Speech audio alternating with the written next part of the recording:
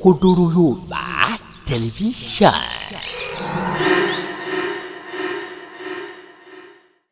Àṣírí ńlá tú lórí ẹni tó pa Mohbad. Ẹ̀yin èèyàn ẹlẹ́kọ̀ọ́ dábàá ẹ súnmọ́ bí o. Ẹ gbọ́ kí ló kan ọba Elegusi nínú ọ̀rọ̀ báyìí nítorí Ọlọ́run. Ọ̀pọ̀lọpọ̀ àwọn ìfọ̀rọ̀jomitoro ọ̀rọ̀ ló wáyé nínú fọ́nrán eléyìí tí mo mú wáyé tó sì jẹ́ pé ọ̀pọ̀lọpọ̀ nǹkan sodo sínú ẹ̀ ní o. Bẹ́ẹ̀ ni onírúurú àwọn àṣírí ni wọ́n bẹ̀rẹ̀ sí ní tú lọ́lọ́kan òjọ̀kan nínú fọ́nrán yìí. Ẹ̀yin èèyàn mi ẹ̀dá kan dábàá ẹ súnmọ́ bí ẹ bá wá nǹkan fìdílé tàbí kẹ́ fìdílé nǹkan kẹ́tún wá gbọ́ làbárí ọ̀rọ̀.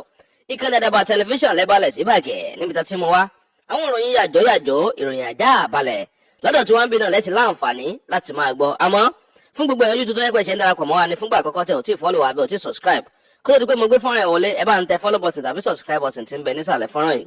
Àgọ́ kélébé kan náà bẹ́ẹ̀ notification bẹ́ẹ̀ ni wọ́n ń pè é.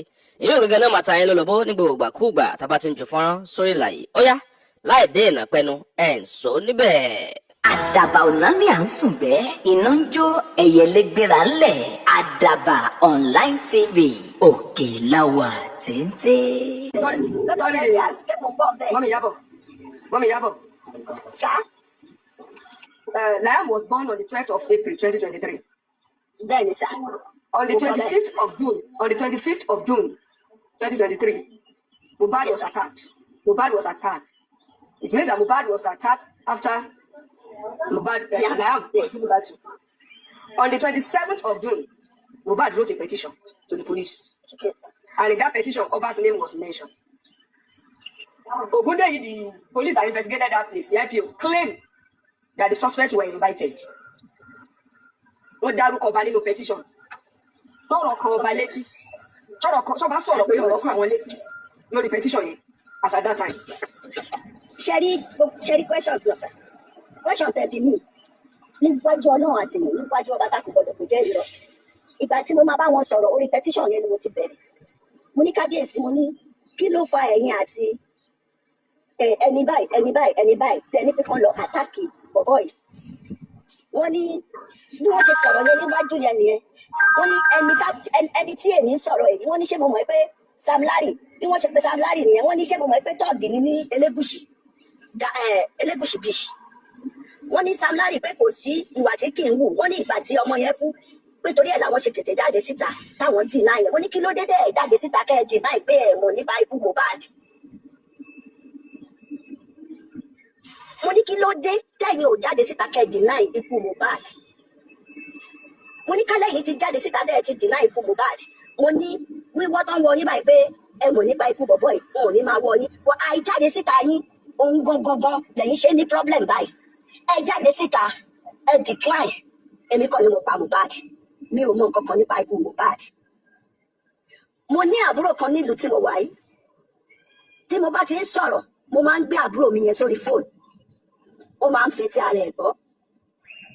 Èmi tí mo dẹ̀ dúró tí mo ń bá yín sọ̀rọ̀ yìí ni mo mọ nǹkan tí irú eléyìí tó ṣẹlẹ̀ sí fóònù oríṣiríṣi tó fi máa threatening mi lórí fóònù.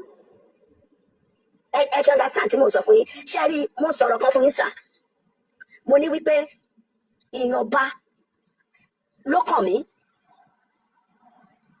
Èmi lò jáde pé bóyá wọ́n máa jáde síta wípé àwọn làwọn ni Liam kàn pé bàbá Mohbad bẹ́ẹ̀ mi ṣe bá wọn sọ̀rọ̀ nìyẹn tó bá ti jẹ́ ìyìn lẹ́ni Liam ẹ jáde síta ẹ pé bàbá Mohbad ẹ pé ọba báyìí ẹ pé ọba báyìí ẹ pé ọba báyìí ẹ pé ọba báyìí ẹni kàn bá yín bẹ bàbá Mohbad èmi ni mo ní ọmọ ṣùgbọ́n èmi kọ́ ni mo ní kàn pa Mohbad. Nǹkan tẹ̀lé àti wọ́n ń jáde lórí nìyẹn because wọ́n lè ikú Mohbad lè fi ọwọ́ wọn wá èmi ò mọ̀. Mọ́mí Ìyábọ̀. Àwọn ò ní fẹ́ sọ fún mi pé àwọn làwọn ṣe Mọ́mí Ìyábọ̀. èmi ò mọ̀. Ẹ jọ̀ọ́ ẹ ti tẹ̀sán cut in short ọdún ẹ sọ pé ẹ ti máa wá sí live session bóyá. Ẹ ń kóòtù nǹkan tí wọ́n sọ fún yín ẹ̀rẹ̀ ń sọ ní eléyìí tẹ́ ẹ mọ̀ mo dẹ̀ láì bẹ́ẹ̀ ti ṣe ń sọ pé èmi ò mọ̀ mo láìkí bẹ́ẹ̀ ti ra ń sọ yẹn ọlọ́gbọ́n ló máa ń sọ̀rọ̀ bẹ́ẹ̀ ti ń sọ̀rọ̀ yìí òmùgọ̀ òun ló máa gbé ara ẹ̀ síwájú lájúra ẹ̀ sínú ọ̀rọ̀ wípé ó dá mi lójú ojú òun ni mo fọlọ́n búra mo fòfò búra mo fẹ́ ṣe rárá mú ọ̀rọ̀ yìí mo láìkí bẹ́ẹ̀ ṣe rárá mu Ọlọ́run á wà pẹ̀lú yín bọ̀wọ̀ fẹ́ kẹ́ sọ fún yín pé. Olabisi come back or they can flag you down. Please ẹ máa tàbọ̀ wọ́n ní pé ìgbà sọnù ẹnìkan nípò nǹkan àmì sí ìgbà lára ṣebí tá a bá rí gbá òun la máa rí àmì tí wọ́n kọ sí lára. Bẹ́ẹ̀ni kẹ́ rí ọba ń pa irọ́ tó pa ẹ̀rọ gidi ẹ má kí n pè yín kò dẹ̀ jọ wá lójú ṣe rí àwọn ọba mọ́tò ọba tó wà Nàìjíríà lónìí irú mọ̀lẹ̀ kan ló ń yàn wọ́n politics ló fi ń yàn wọ́n àti nǹkan tí wọ́n ti jọ bára wọn ṣe ọ̀rẹ́ wọ́n fi ń yan ọba báyìí bákan lọ decide ìjọba wọn ni pé ẹ ká fi bọ̀bọ̀ ìjọba gàrí bọ̀bọ̀ ìlówó lọ́wọ́ ẹ ká fi jọba ó máa bá a ṣe iṣẹ́ àwọn kan báyìí àmàlẹ́ máa wọ́n yẹn máa ń yan ọba nìyẹn tó àwọn bá ti di ẹ̀gbẹ́ ní ilẹ̀ Yorùbá láyé ìgbà tó máa ń pe ọkọ̀ adé ẹgbàkejì òrìṣà láyé àwọn bàbá ńlá yẹn tó máa gbọ́ orúkọ ọba àwọn máa ń gbọ́ jìnnìjìnnì ni nítorí ó ní àṣẹ ó lágbára tó máa ń tẹ̀lé àwọn ọba kiri bọ́ ní ìsinyìí ọba ti di man made ó ti di political appointment wọ́n ń gba ọ̀pá lọ́wọ́ àwọn kan wọ́n ń fún àwọn kan ní ọ̀pá.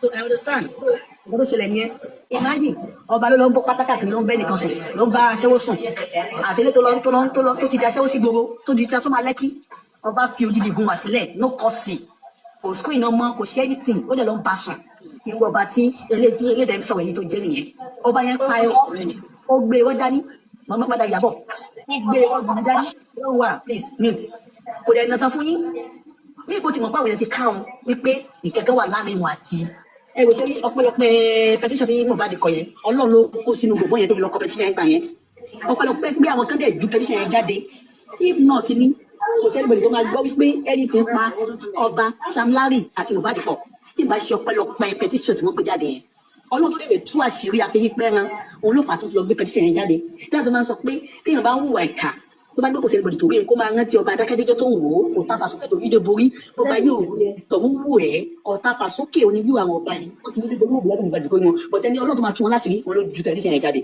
tí ẹni ọba tó wá tún ní pé lóòótọ́ mo bá Wùmí sùn ìgbẹ́ mi kọ́ ló lọ ni mo lọ mọ́ kò dùnà kan fún yín ni o ẹni tó bá yàn sùn ó lè lọ. General vengeance ṣe àmọ́ pé mo sọ fún yín èmi àti ilé jọ wà nínú ilé nìsín ṣó ti yé yín kémi àti ìjọ máa sọ̀rọ̀ ní tí n bá fẹ́ kẹ́ ẹ mọ̀ lẹ́ máa mọ̀ ní tí n bá fẹ́ kẹ́ ẹ mọ̀ ẹ ní mọ̀ mo lè nà tán fún yín kó jẹ́ pé irọ́ ni mò ń pa lọ́kàn mi ẹ̀yin ò jẹ́ nímọ̀ pé irọ́ ni mò ń pa fún yín so lórí pé bóyá wọ́n sọ wípé bóyá snitch ni mí mo wá snitch mi wá snitch for anybody. Madam Iyabo ẹjọ mi sọ pé wá snitch omi ìjọba. No like bí pé wọ́n ṣe ń sọ pé ẹ ṣe mo wá snitch àwọn máa ń rí mi káàkiri lórí platform I'm not a snitch for anybody. Mo ti sọ̀rọ̀ yìí tẹ́lẹ̀ tẹ́lẹ̀. I'm standing for justice of Mohbad. I'm from Ekiti. I calm down. Ọmọ Bade lèmi. Èmi ò snitch for anybody. Madam Iyabo ẹ calm down. I stand with Joseph Oluwabamiwo Aloba and I stand for justice. I calm down. Any member is on me, there's a snitch. And you are not a snitch. And I will never call you a snitch because I know you are not one. But that one suffering here, Sherry ọba yẹn ọwọ́ ẹ̀ wà nínú gé fún ẹ̀mí yìí. Tẹ bá dẹ̀ rí pé ọ̀rọ̀ gé fún ẹ̀mí ó lè tẹ̀ntẹ̀. Àwọn tó wà ní comment section they can be saying anything about you, Madam Iyabo. Èmi ò kọ́ mi owó ní ètò ẹ calm down. ṣe mọ̀ pé tẹ bá rántí pé lórí QH rojo mo pè wọlé níbẹ̀ kí lẹ fẹ́ ká ṣe ó dẹ̀ sọ̀rọ̀ kan fún mi ó lóun kọ́ lòun ní ọmọ ó ní ṣùgbọ́n a kò lè yí àwọn ènìyàn ó ní torí òun bá Wùmí sùn ó ní ṣùgbọ́n òun kọ́ lòun ní mo ní ọmọ ṣùgbọ́n èmi kọ́ ni mo ní kọ́ pa Mohbad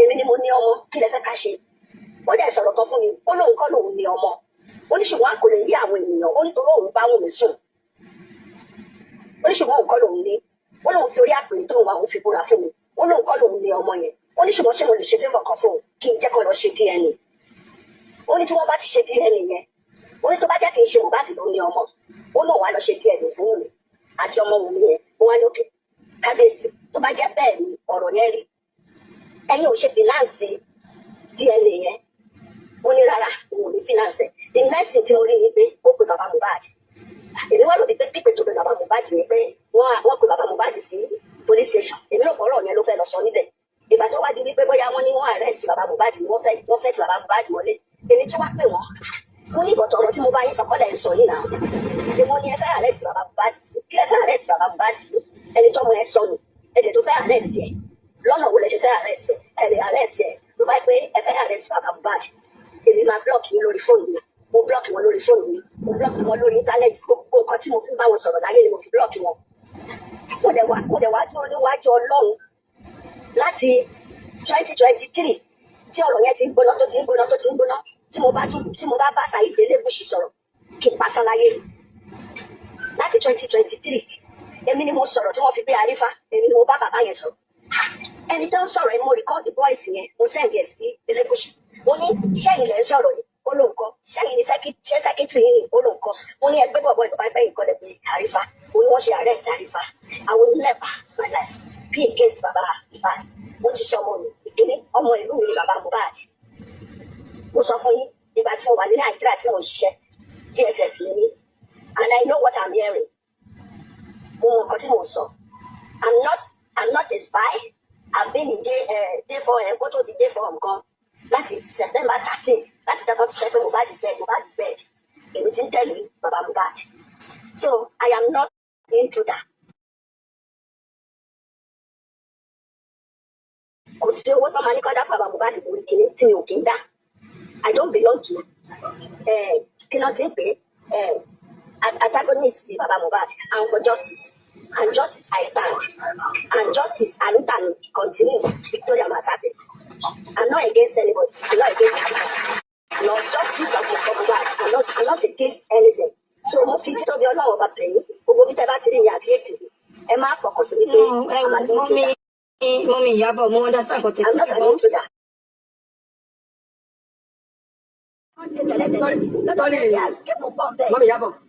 Mommy Iyawo. Sir? Liam was born on the 12th of April 2023. Bẹ́ẹ̀ni sir. On the 25th of June 2023, Mohbad was attacked. It means that Mohbad was attacked after Liam was given birth to.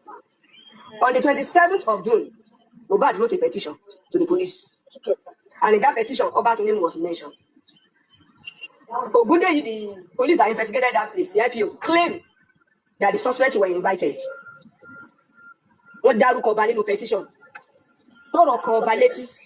Tọ́ba sọ̀rọ̀ pé ọ̀rọ̀ fún àwọn létí lórí petition yẹn as at that time. Ṣẹ́rí question tẹ̀ bí mi níwájú Ọlọ́run àtìyàn níwájú ọba tá kò gbọdọ̀ kò jẹ́ ìrọ̀. Ìgbà tí mo máa bá wọn sọ̀rọ̀ orí petition yẹn ni mo ti bẹ̀rẹ̀. Mo ní kábíyèsí mo ní kí ló fa ẹ̀yin àti ẹni báyìí tẹni pé kọ́ lọ àtàkì bọ̀bọ̀ yìí. Wọ́n ní bí wọ́n ṣe sọ̀rọ̀ yẹn níwájú yẹn nìyẹn. Wọ́n ní ẹni tí èmi ń sọ̀rọ̀ yìí wọ́n ní ṣé mo mọ̀ pé Sam Larry bí wọ́n ṣe pé Sam Larry nìyẹn wọ́n ní ṣé mo mọ̀ pé tọ́ọ̀gì ní Elegusi beach. Wọ́n ní Sam Larry pé kò sí ìwà tí kì í wù wọ́n ní ìgbà tí ọmọ yẹn kú pé torí ẹ̀ làwọn ṣe tètè jáde síta káwọn dìnnà yẹn wọ́n ní kí ló dé tẹ̀ ẹ̀ jáde síta kẹ́ ẹ̀ dìnnà pé ẹ̀ mọ̀ nípa ikú Mohbad. Mo ní kí ló dé tẹ̀yìn ò jáde síta kẹ́ ẹ̀ dìnnà ikú Mohbad. Mo ní kálẹ̀ yìí ti jáde síta tẹ̀ ẹ̀ ti dìnnà ikú Mohbad. Mo ní wíwọ́ tán wọ yín báyìí pé ẹ mọ̀ nípa ikú bọ̀bọ̀ yìí wọn ò ní máa wọ yín wọ́n àìjáde síta yín ohun gangan lẹ́yìn ṣe ní problem báyìí. Ẹ jáde síta ẹ decline èmi kọ́ ni mo pa Mohbad mi ò mọ nǹkan kan nípa ikú Mohbad. Mo ní àbúrò kan nílùú tí mo wà yìí tí mo bá ti ń sọ̀rọ̀ mo máa ń gbé àbúrò mi yẹn sórí fóònù ó máa ń fi ti ara ẹ̀ gbọ́.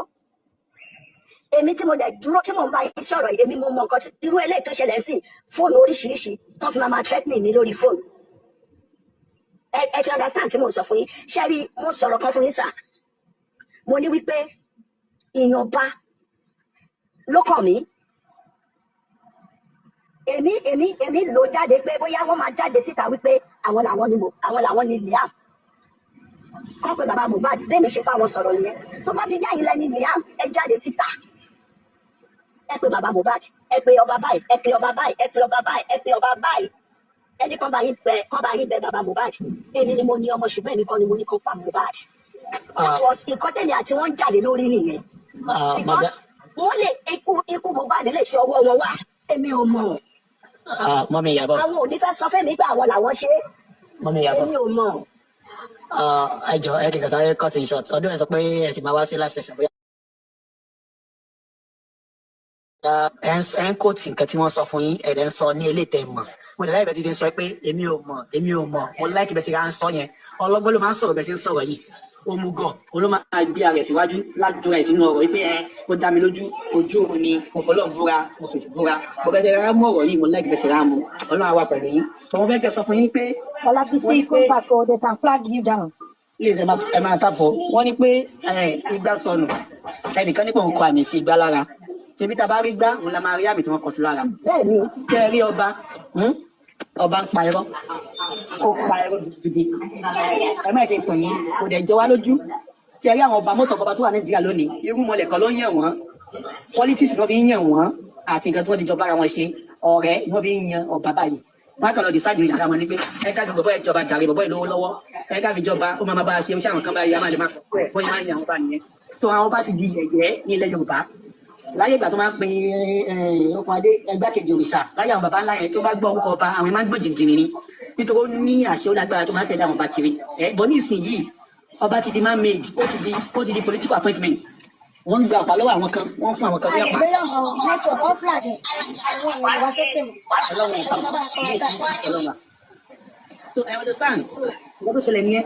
Imagine ọba ló lọ ń bọ́ pátákì ló ń bẹ́ nìkan sùn ló ń bá aṣẹ́wó sùn àtẹlẹ́ tó lọ tó ti di aṣẹ́wó sí gbogbo tó di transformer Lẹ́kì ọba fi odidi gun wá sílẹ̀ no kọ́sì kò screen ọmọ kò ṣe anything ó dẹ̀ lọ ń bá sùn ikú ọba tí eléyìí sọ̀rọ̀ èyí tó jẹ́ nìyẹn.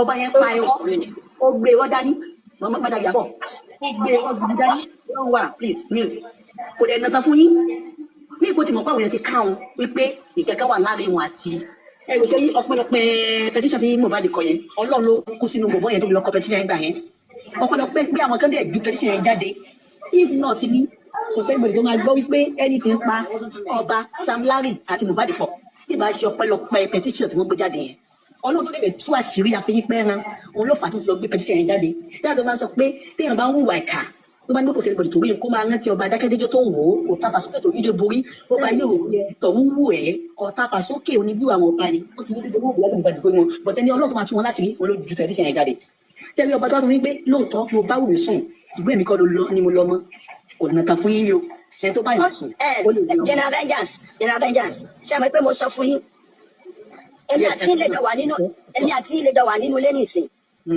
ṣó ti yé yín kémi àti ìjọ máa sọ̀rọ̀ ní tí n bá fẹ́ kẹ́ ẹ mọ̀ lẹ́ máa mọ̀ ní tí n bá fẹ́ kẹ́ ẹ mọ̀ ẹ ní mọ̀ mo lè nà tán fún yín kó jẹ́ pé irọ́ ni mò ń pa lọ́kàn mi Of course. ẹ̀yin ò dẹ̀ ní mọ̀ pé irọ́ ni mò ń pa fún yín so lórí pé bóyá wọ́n sọ wípé bóyá snitch ni mí mo wá snitch mi wá snitch for anybody. Madam Iyabo ẹ jọ̀ọ́ mi sọ pé wá snitch omi tẹ̀lé no like bí pé wọ́n ṣe ń sọ pé ẹ ṣe mo wá snitch àwọn máa ń rí mi káàkiri lórí platform I'm not a snitch for anybody. mo ti sọ̀rọ̀ yìí tẹ́lẹ̀ tẹ́lẹ̀. I'm standing for justice of Mohbad. I'm from Ekiti. Calm down. Ọmọ Badele mi. Èmi ò snitch for anybody. Madam Iyabo calm down. I stand with Joseph Oluwabamiwo Aloba and I stand for justice. Calm down. Èmi mo bá yín sọ̀rọ̀ mi ìdẹ́sọ̀ pé snitch and you are not a snitch and I will never call you a snitch because I know you are not one. But ìgbà tí mo ń sọ fún yín ni pé ṣe rí ọba yẹn ọwọ́ ẹ̀ wà nínú jẹ́fọ̀ ẹ̀mí yìí. Ìjọba dẹ̀ rí pé ọ̀rọ̀ jẹ́fọ̀ ẹ̀mí ó lè tẹ̀ntẹ̀n. Àwọn tó wà comment section they can be saying anything about you, Madam Iyabo. Ìmọ̀ ọkọ̀ mi ní owó ní ètí ẹ̀mọ́. Ṣé mo pé tẹ bá rántí pé lórí QH rojo mo pè wọlé níbẹ̀. Kí lẹ fẹ́ ká ṣe? Ó dẹ̀ sọ̀rọ̀ kan fún mi, ó lóun kọ́ lòun ní ọmọ. Ó ní ṣùgbọ́n kò lè yí àwọn ènìyàn, ó ní torí òun bá mú mi sùn. Ó ní ṣùgbọ́n òun kọ́ lòun ní pé mo ní ọmọ, ṣùgbọ́n èmi kọ́ ni mo ní kó pa Mohbad. Èmi ni mo ní ọmọ, kí lẹ fẹ́ ká ṣe? Ó dẹ̀ sọ̀rọ̀ kan fún mi, ó lóun kọ́ lòun ní ọmọ. Ó ní ṣùgbọ́n kò lè yí àwọn ènìyàn, ó ní torí òun bá mú mi sùn. Ó ní ṣùgbọ́n òun kọ́ lòun ní, ó lóun fi orí àpèrè tó wà òun fi búra fún mi, ó lóun kọ́ lòun ní ọmọ yẹn. Ó ní ṣùgbọ́n ṣé mo lè ṣe fẹ́fọ̀ kan fún un kí n jẹ́ kó lọ ṣe DNA. Ó ní tí wọ́n bá ti ṣe DNA yẹn, ó ní tó bá jẹ́ kí n ṣe Mohbad ló ní ọmọ, ó náà wá lọ ṣe DNA fún mi àti ọmọ Wunmi yẹn. Mo wá ní òkè kábíyèsí tó bá jẹ́ bẹ́ẹ̀ ni ọ̀rọ̀ yẹn rí. Ẹ̀yin ò ṣe fìnáǹsì DNA yẹn. Ó ní rárá òun ò ní fìnáǹsì. The next thing tí mo rí ni pé ó pe bàbá Mohbad. Èmi wá rò bí pé pípé tó pe bàbá Mohbad ni pé wọ́n pe bàbá Mohbad sí police station. Èmi ò gbọ́rọ̀ yẹn ló fẹ́ lọ sọ níbẹ̀. Ìgbà tó wá di wípé bóyá wọ́n ní wọ́n arrest bàbá Mohbad ni wọ́n fẹ́ ti bàbá Mohbad mọ́lé. Èmi tún wá pè wọ́n. Mo ní ìbọ̀tọ̀ ọ̀rọ̀ tí mo bá yín sọ kọ́lẹ̀ ń sọ yìí náà. Èmo ni ẹ fẹ́ arrest bàbá Mohbad sí. Kí lẹ fẹ́ arrest bàbá Mohbad sí? Ẹni tó ọmọ yẹn sọnù. Ẹ̀dẹ̀ tó fẹ́ arrest yẹ. Lọ́nà wo lẹ ṣe fẹ́ arrest yẹ? Ẹ lè arrest yẹ. Ló bá pé ẹ fẹ́ arrest bàbá Mohbad. Èmi máa block yín lórí fóònù mi. Mo block wọn lórí fóònù mi. Mo block wọn lórí íńtánẹ́ẹ̀tì. Gbogbo nǹkan tí mo fi ń bá wọn sọ̀rọ̀ láyé ni mo fi block wọn.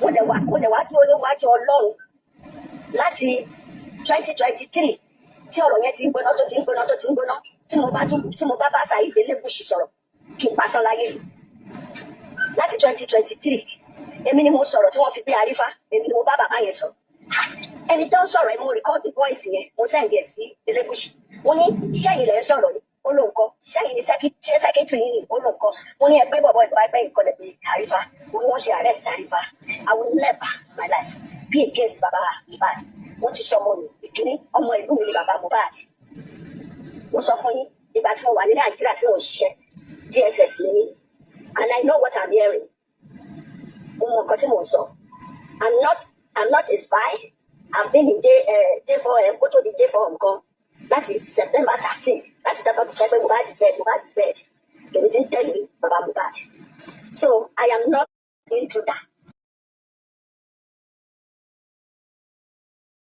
Kò sí owó tó máa ní kọ́dá fún baba Mohbad lórí kìíní tí mi ò kí ń dá I don't belong to kí ló ti ń pè antagonist with baba Mohbad and for justice and justice I stand and justice Arutanu continue Victoria Masate I'm not against anybody I'm not against anybody I'm not justice of Mohbad I'm not against anything so mo fi títọ́ bí Ọlọ́run ọba bẹ̀yìn gbogbo bí tẹ́ bá ti rí ìyá àti ètì ẹ má fọkàn sí wípé I'm an intruder. Mọ́mí Ìyábọ̀ mo understand kò tẹ̀ I'm not an intruder. ẹ tún káàbọ̀ padà ẹ̀yin ẹ̀mí bò lẹ́sẹ̀ rí sí abẹ́rẹ́ pé ó gbẹnu tán gbólé kínka ó mà tún paka sọ kí làwọn ọ̀gá táyà rí dìmú nínú fọ́nrán ilé tí ẹ ṣẹ̀ṣẹ̀ wò tán yìí ẹ bá mi kọ́mẹ̀ntì ẹ̀ sábàlá àríwú sísàlẹ̀ fọ́nrán yìí bẹ́ẹ̀ sì ni kí ẹ bá mi pín fọ́nrán yìí káàkiri ẹ máa bó síáṣíá ẹ máa bó kárakára bẹ́ẹ̀ náà ni kí ẹ bá mi bó káàkiri tààràtààrà kó ba lè kan ọ̀pọ̀lọpọ̀ àwọn èèyàn lára àwa nírí jù báyìí lọ lórí ilé ìtààmú wa fún yín ní sáà yìí bó bá tún ṣe ń lọ lórí ọ̀rọ̀ ìwé ẹ̀kọ́ pátá náà lẹ́ẹ̀ láǹfààní láti máa gbọ́. ohun ọ̀tún dúró dè ọ́ ń bẹ̀ Òkodoro Yorùbá tẹlifíṣàn.